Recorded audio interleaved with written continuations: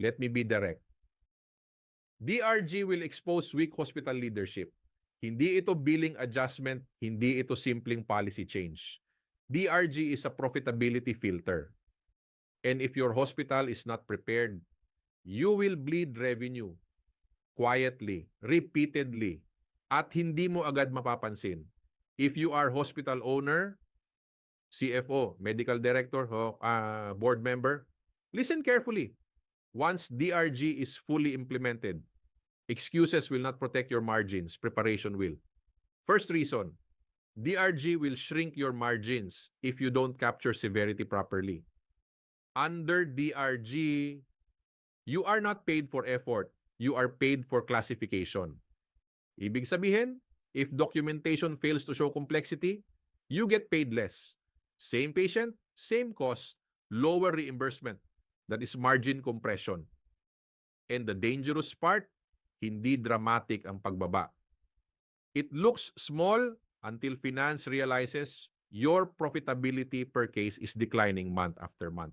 If top management does not control DRG strategy, you are letting inconsistent documentation decide your income. That's not leadership.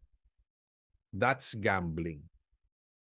Second reason, DRG turns documentation into a leadership test.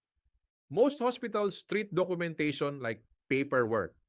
Under DRG, documentation is revenue, admissibility, severity indicators, secondary diagnosis, clinical alignment.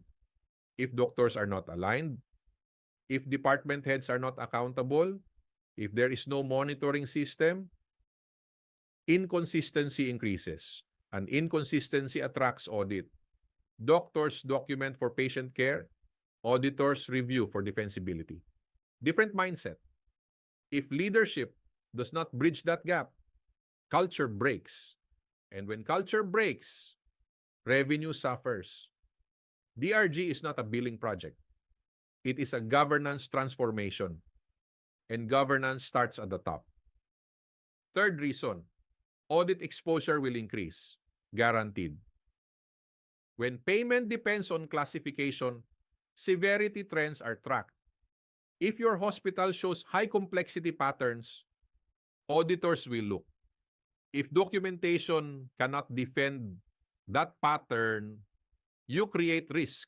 Pattern risk leads to deeper review. Deeper review leads to scrutiny. And scrutiny at leadership level becomes reputational damage. Prepared hospitals audit themselves.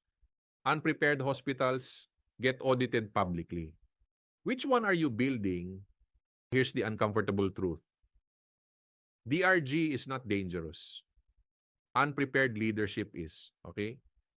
Hospitals that prepare early, they build DRG governance teams. They train doctors before enforcement. They monitor case mix index monthly. They identify leakage early. Hospitals that delay, they react to denial letters, they blame coding, they blame PhilHealth, they blame doctors. But the real issue, leadership did not prepare. And once reimbursement drops, recovery is expensive. Prevention is cheaper. DRG rewards structure. It punishes passive management.